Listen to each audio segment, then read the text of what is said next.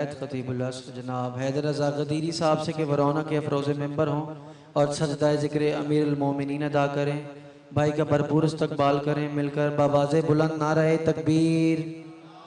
थोड़े नहीं बहुत ज़्यादा हजरात तशरीफ़ फरमाएँ। मिलके बाबाज़े बुलंद नारे तकबीर, नारे रिसालत, नारे हैदरी, हुसैनियत, यजीदियत, खानदाने ज़हरा पे बुलंदतर सलावत।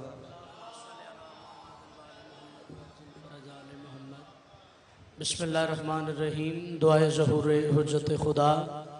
अल्लाहुम्मा कुल्ल वलिय्यकल हुज्जत इब्नुल हसन अस्करी अलैहिस्सलातु वस्सलाम सलवातुका अलैहि व अला आबाइही फी हाज़िहि सआति व फी कुल्li सआत मिन सआति लैल व नहार वलिय्यम व हाफ़िज़म व काइदम व नासिरम व दलीलम व ऐनन हत्ता तुस्किनहु अर्ज़का तौवन व तुमत्तिअहु फ़ीहा तवीला। या रब्बा मुहम्मदिन व आले मुहम्मद सल्लि अला मुहम्मदिन व आले मुहम्मद व अज्जिल फरजा आले मुहम्मद बुलंदतर सलावत। औज़ु बिल्लाहि मिनश समीउल अलीम मिनश शैतानिर लईनिर रजीम। बिस्मिल्लाहिर्रहमानिर्रहीम। अल्हम्दुलिल्लाहिल्लज़ी नव्वरा क़ुलूबना बिवलाइल अली व शरहना सुदूरना बिमारिफतिल वली व मलहुल क़ुलूबना बिज़िक्रिल अली औ अबका अयूनना फ़ी ग़म्मिल अली। अस्सलातु वस्सलामु अलल नबी वल अली व ज़ौजतिल अली व बिनातिल अली व शिय्यतिल अली व निसारिल अली। अम्मा बादु फ़क़द क़ाला इलाहुल अली बुलंदतर सलावत।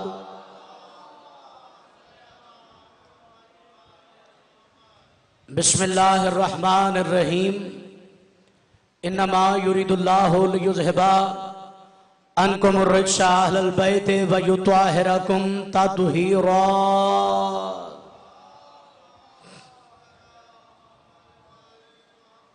दुआ गो हूँ मोहम्मद व आले मोहम्मद का करीम अल्लाह हमारी इस कलील सी इबादत को अपनी बारगाह आलिया में शर्फ कबूलियत अता फरमाए। जो मोमिनीन व मोमिनात अपने दिलों में आरज़ुए लेकर हसरत लेकर आए हैं, हुसैन की पाक अम्मा अपने दरबार से किसी को खाली वापस न करे। अशरा मुहर्रमुल हराम के लिए सलमान भाई के साथ, फरहान भाई के साथ जिसने भी जिस नीयत के साथ हिस्सा लिया है, मौला उनको उनकी नीयतों के मुताबिक अजर अता फरमाए।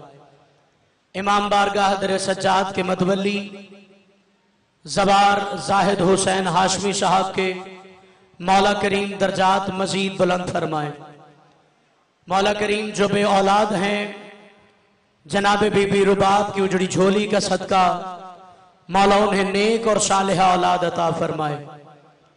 मौला करीम मौला अली असगर अलैहिस्सलातु वस्सलाम के झूले का सदका भाई अली अकबर को मातमी अज़ादार बेटा अता फरमाए। मौला करीम फरहान भाई को मातमी और अज़ादार बेटा अता फरमाए। जिस भाइयों ने मेरे ज़िम्मे दुआएं लगाई हैं, मौला करीम इस जिक्र का सदका उनकी नेक हाजात को अपनी बारगाह में शर्फ कबूलियत अता फरमाए। मौला करीम हमारे वक्त के इमाम ज़माना का जल्द ज़हूर फरमाए। मौला करीम हम सबको अपने वक्त के इमाम की नुसरत करने की तौफीक अता फरमाए। दुआएं कबूलियत तक पहुंचाए। सहारा दरूद का लें बुलंदतर सलावत। इजाजत है जी, बात शुरू की जा सके। आले मोहम्मद आपको सलामत रखे।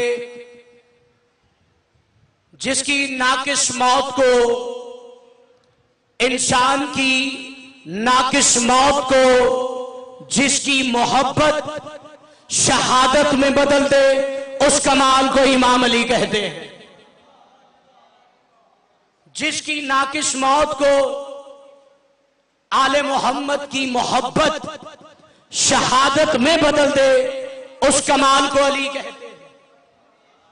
बंदा मरता घर में है, मरता बीमार है, लेकिन वो मरता नहीं है, मेरे नबी फरमाते हैं जो हम आले मोहम्मद की मोहब्बत रख के मर गया वो घर में भी मरा तो शहीद मरा है। दरूद पढ़े मोहम्मद व आले मोहम्मद की जात पर। देखिए परेशानी का आलम है, पूरी दुनिया में मोहम्मद मुस्तफ़ा सल्लल्लाहु अलैहि वसल्लम की उम्मत बहुत जख्मी है। मुहर्रमुल हराम तो है ही, लेकिन पूरी दुनिया में मुसलमान बहुत जख्मी हैं, बहुत परेशान हैं।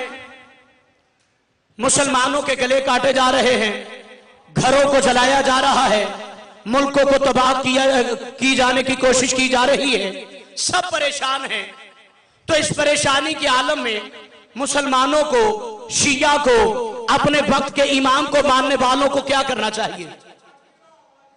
समझो है आपकी, मदीने का शहर है, दरूद पढ़े मोहम्मद व आले मोहम्मद की जात पर।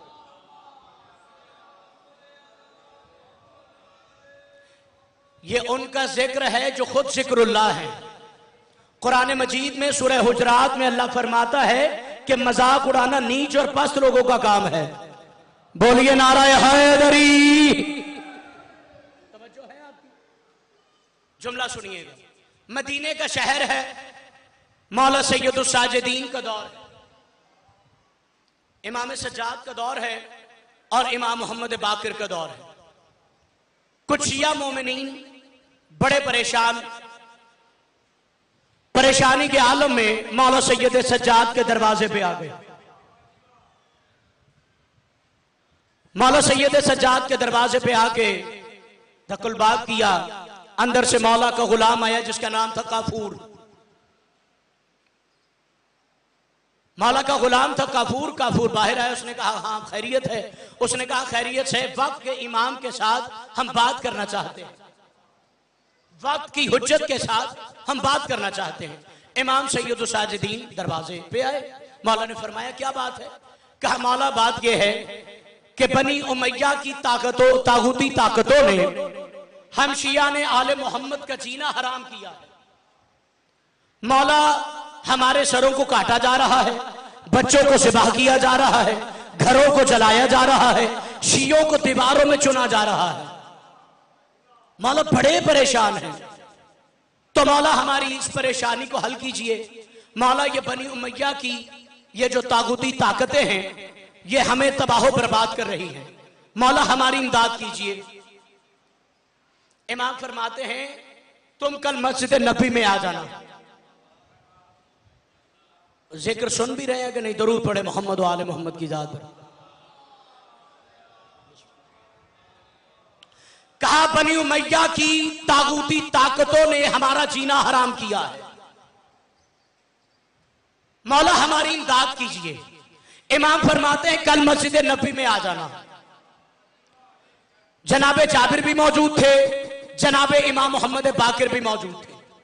जब कहा ना कि कल मस्जिद में आ जाना, तो जनाबे जाबिर इब्न अब्दुल्ला अंसारी इस बात को सुन के आदिल भाई सारी रात नहीं सोए। उन्होंने कहा पता नहीं मौला सज्जाद कल क्या कहने वाले हैं। सारी रात जागते रहे। जब सुबह हुई तो जनाबे जाबिर इब्न अब्दुल्ला अंसारी सहाबी रसूल मस्जिद नबी में आ गए। अब मस्जिद नबी में देखा कि मौला सैयदुस साजिदीन भी मौजूद है, इमाम मोहम्मद बाकिर भी मौजूद है। जनाबे जाबिर फरमाते हैं मैं मस्जिद नबी में मौजूद था, मैंने इमाम सैयदुस साजिदीन को देखा कि मौला मोहम्मद बाकिर से फरमा रहे सज्जाद बेटा दरूद पढ़े मोहम्मद व आले मोहम्मद की जात पर। ये बड़ी कीमती बात है, खुदा की कसम। बाकिर बेटा, कहा जी बाबा। कहा मैं तुम्हें अपनी पोशाक में से एक बारीक धागा देने वाला हूं, एक बारीक धागा देने वाला हूं, उसे अपने पास रख लेना। जाबिर कहते हैं मैं सुन के परेशान हो गया, बारीक धागा, मौला सैयदुस साजिदीन। मौला ने अपनी पोशाक में हाथ डाला, एक बारीक सा धागा निकाल के मौला बाकिर के हवाले किया। कहा बाकिर बेटा ये बारीक धागा है, और देखो मदीने के लोग जब मदद के लिए आए ना, जब आपको पुकारे, जब मुझे पुकारे, तो इस धागे को आहिस्ता से हिलाना। देखो बेटा ज्यादा ना हिलाना। कहा अच्छा मौला, बस ये कहा। जनाब जाबिर कहते मैं सुन के परेशान हो गए कि एक बारीक सा धागा, सूती धागे से भी बारीक धागा। रिवायात में है कि बाल से बारीक धागा था। कहते जिसको देखना भी बड़ा मुश्किल था। कहते मौला सैयदुस साजिदीन ने वो धागा इमाम मोहम्मद बाकिर के हवाले किया। वो धागा मौला ने अपने पास रखा। अब मौला इंतजार कर रहे थे कि मदीने के लोग मेरे दरवाजे पे आए। मदीने के लोग फिर मौला के दरवाजे पे आए। मौला फरमाते मस्जिद नबी में मेरा बेटा मौजूद है, वहां पे चले। कौन मौजूद है मस्जिद नबी में? जी इमाम मोहम्मद बाकिर अलैहिस्सलाम, इमाम सज्जाद के बाद हुज्जत खुदा। इमाम सज्जाद उस वक्त हुज्जत खुदा थे। यूं क्यों ना कहूं, इमाम सज्जाद उस वक्त इमाम जमाना थे और इमाम जमाना की रैयत इमाम के दरवाजे पे आ गई। आपको बता रहा हूं कि आप अपने वक्त के इमाम के साथ राब्ते में रहा करें। आप जिसके पास जाते हैं ना कि मुझे कोठी चाहिए, मुझे वक्त चाहिए, वो आपको तो कह देता है कि मैं दे दूंगा। जब आप जाते हैं वही बंदा नबियों को सुल्तान से कहता है कि या रसूलल्लाह ये मेरे दरवाजे पे आए, मुझे अता कर। आपको पता है लोग फिरौन से मांगने के लिए जाते थे। फिरौन कहता मैं तुझे रिस्क दूंगा। जब तन्हाई में बैठता था तो कहता मेरी इज्जत रख लेना। तो जो आजकल इमाम जमाना का रास्ता रोक के बैठे हैं, वो औलाद रसूल नहीं बल्कि वो फिरौन हैं। इस वक्त के फिरौन हैं जो अपने हाथ पे बैयत करवा रहे हैं। बैत सिर्फ इमाम जमाना की है, क्योंकि बै का मानी है फरोख्त करना, और मैंने अपने आप को अपने वक्त के इमाम के हाथ फरोख्त किया है। मैं सैयद की इज्जत तो कर सकता हूं, लेकिन सैयद के हाथ पे बैयत नहीं कर सकता। मैं उसके हाथ पे बैयत कैसे करूं जो हमारी तरह आया है। दरूद पढ़े मोहम्मद वाले मोहम्मद की जात पर। मदीने के लोग बाबा जी, मदीने के लोग परेशान होके सैयदों की हवेली पे चले गए। इमाम सज्जाद से कहा कि हम बड़े परेशान हैं। बनी उमैया की तागूती ताकतों ने हमें तबाह बर्बाद कर दिया है, हमारे घरों को जला दिया है, हमारे बेटों को सिपाह कर दिया है। मौला हमारी इमदाद कीजिए, आप वक्त के इमाम हैं। इमाम फरमाते कल मस्जिद नबी में आ जाना। कहा जी मौला। मस्जिद नबी में आए। कहा मौला हम बड़े परेशान हैं। इमाम सैयदुस साजिदीन ने एक धागा इमाम मोहम्मद बाकिर के हवाले किया था। अब जनाब जाबिर कहते मैं अपनी आंखों से देख रहा था कि इमाम मोहम्मद बाकिर के हाथ में बाल से बारीक एक धागा था, और जो सैयदुस साजिदीन के हुक्म पे मौला ने फरमाया था इसे हल्का सा हिलाना, इसे ज्यादा हरकत न देना। जाबिर कहते मैं परेशान, एक बारीक से धागे की क्या ताकत होगी, मौला क्या करेंगे बारीक से धागे। अब मस्जिद नबी के बाहर शिया आए, उन्होंने इमाम को मदद के लिए पुकारा, अपने वक्त के इमाम को मदद के लिए पुकारा, अपने वक्त के इमाम से राब्ते में रहे, अपने वक्त के इमाम के साथ राब्ता किया। अब दरवाजे पे आए, कहा मौला मदद कीजिए।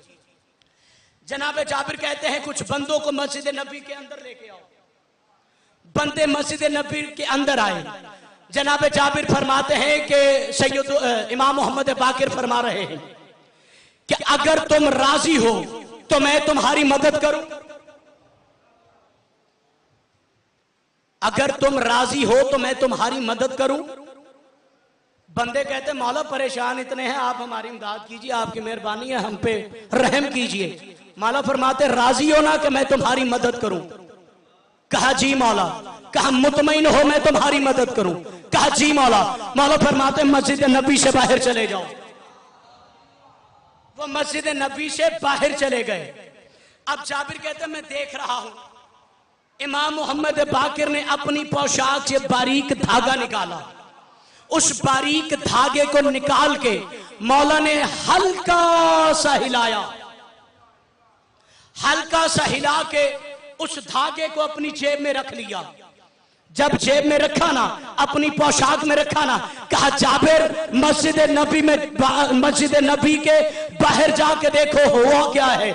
जनाब जाबिर बिन अब्दुल्ला अंसारी मस्जिद नबी के बाहर आए, देखा क्या है, मस्जिद मदीने के दरो दीवार में जलजला आ गया है, लोगों के घर तबाह बर्बाद हो गए, लोगों ने मरना शुरू कर दिया, लोग हलाकत में चले गए। अब वही शिया जिन्होंने इमाम को मदद के लिए पुकारा था, मस्जिद नबी के अंदर दौड़ के आए, कहा मौला आपकी मेहरबानी है जो आपने हम पर रहम किया है, आपने हमारी इमदाद की है, मौला मदीने पर रहम कीजिए। मौला फरमाते बंदाए खुदा क्या हो गया? कहा मौला मदीने के 30,000 से ज्यादा मुनाफिक हलाक हो चुके हैं। 30,000 से ज्यादा मुनाफिकीन हलाक हो गए। कहा मौला रहम कीजिए मदीने पे। मौला ने फिर वही धागा निकाला, फिर उसे हल्का सा हिलाया, जेब में रखा। बात पहुंच रही है आप तक? तो फिर गदीरी जुमला कहने का हक रखता है, जिसका बारीक धागा 30,000 मुनाफिकीन को हलाक कर सकता है, उसकी आंखों की अगर हैबत 9 लाख मलूनों पे मौत की कपकपी तारी कर दे तो फिर परेशान होने की जरूरत है। इसलिए कि उसके बारीक धागे की ताकत यह है।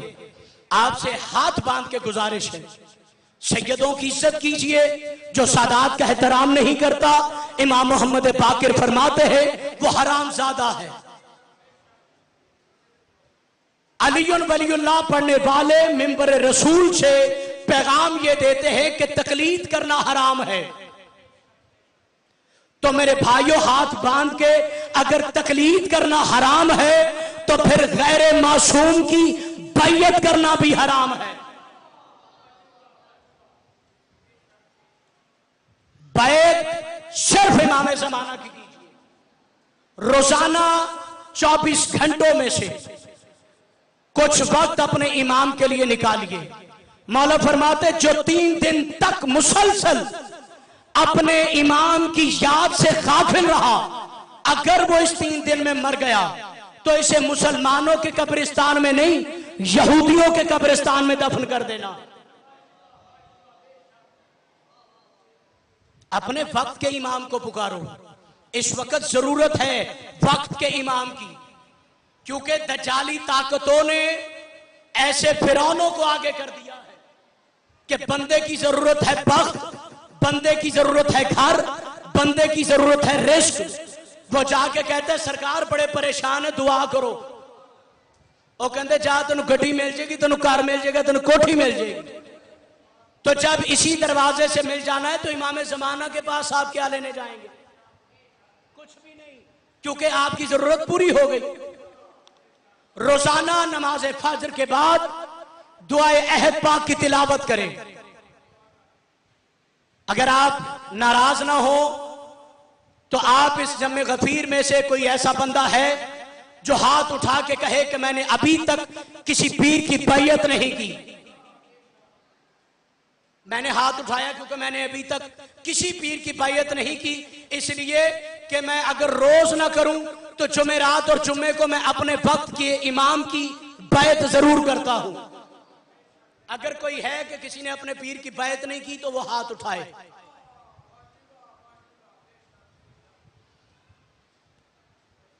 आपका बहुत शुक्रिया, आप सच्चे दोस्त हैं हमारे। दरूद पढ़े मोहम्मद व आले मोहम्मद की जात पर। सल्ले आला नहीं पढ़ते, स्वल्ले आला।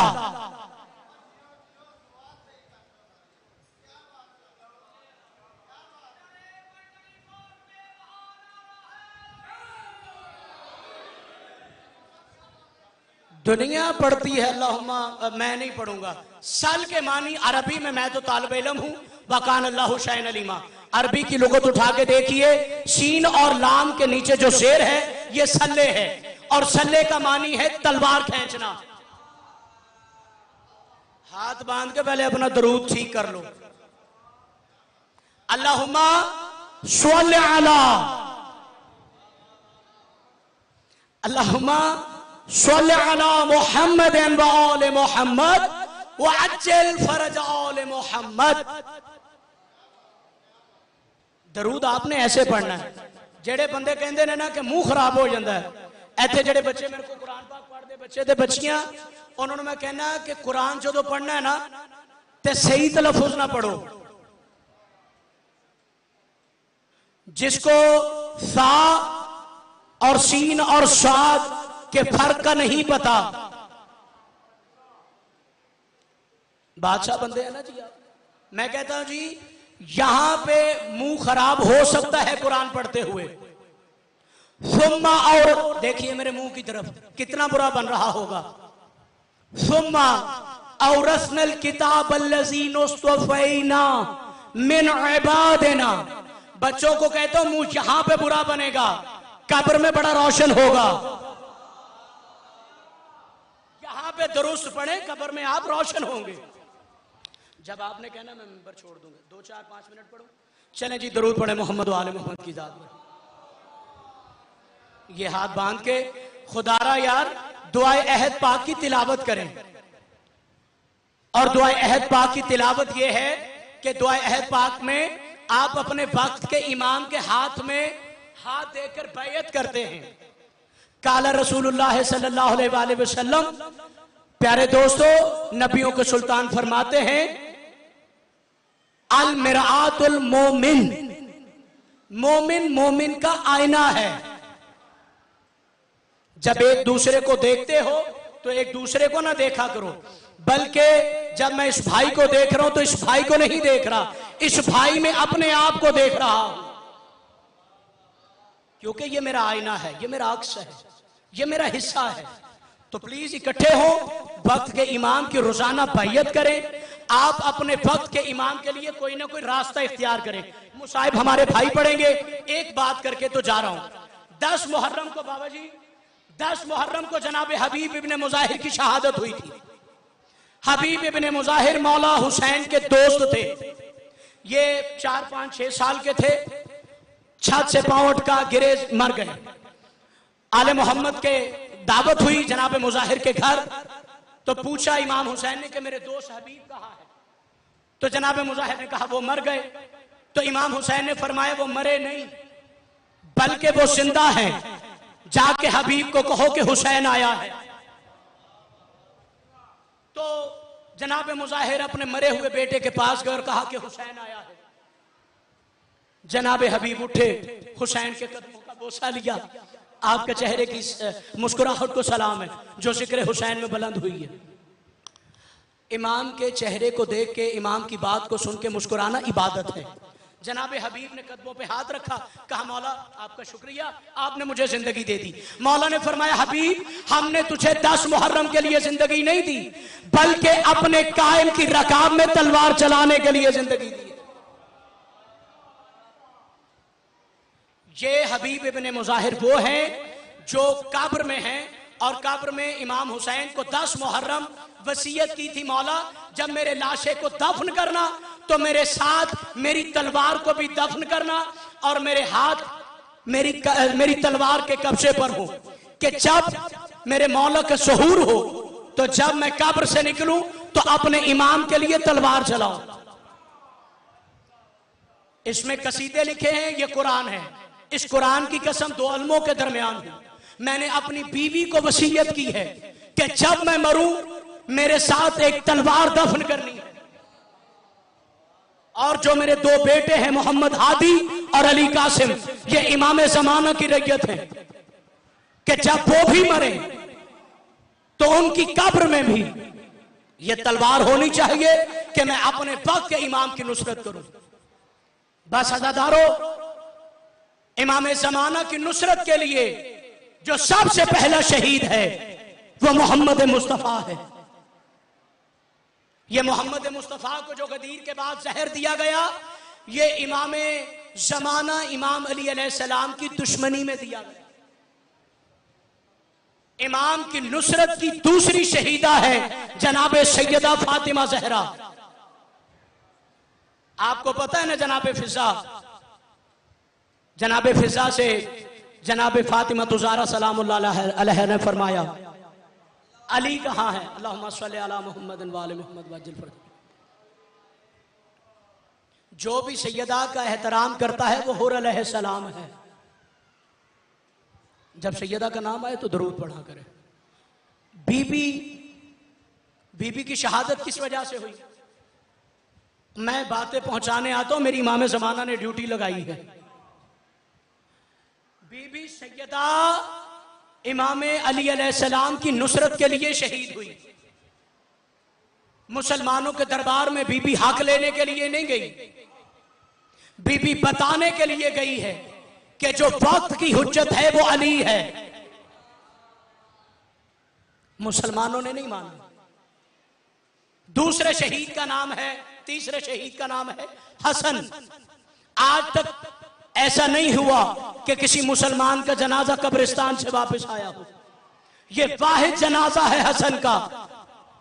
हसन का जनाजा दुनिया को बता रहा था कि हसन जा रहा है तो अब वक्त की हुज्जत हुसैन है। खुदारा ये जितने इमाम आए हैं ये वक्त की हुज्जत के लिए आए हैं। अभी मौला अब्बास का जिक्र हो रहा था, इमाम जमाना के लिए, इमाम की नुसरत के लिए मौला गाजी ने अपने दोनों बाजू दिए हैं। ये जो हल में नासिरन यंसुरना है, इमाम ने ये नहीं कहा कि कोई मेरी मदद करे। जिसकी फौज का एक 6 महीने का सिपाही 9 लाख पे मौत की कपकपी तारी करे, वो मौत से डरता और कह रहे मेरी मदद करो। अली अकबर कुर्बान हो गए, कह रहे मेरी मदद करो। नहीं, हुसैन इतना करीम है कि हुसैन 10 मुहर्रम मैदान करबला में हुसैन बेटे कुर्बान करके, भतीजे कुर्बान करके, इधर शिमर मलूम का घुटना हुसैन के सीने पे आया। शिमर के हाथ में खंजर था जो हुसैन की गर्दन पे था। जब जिबा करने लगा ना शिमर हुसैन को, तो हुसैन ने फरमाया क्या मैं तेरा बुरा इमाम हूं? आखिरी वक्त में इमाम ज़माना उम्मत के लिए आप पे हाथ बांध के गुजारिश है, आप अपने वक्त के इमाम के साथ राब्ते में रहें और मुखलिस रहें और किसी के हाथ पे बैयत ना करें। बैयत सिर्फ इमाम ज़माना।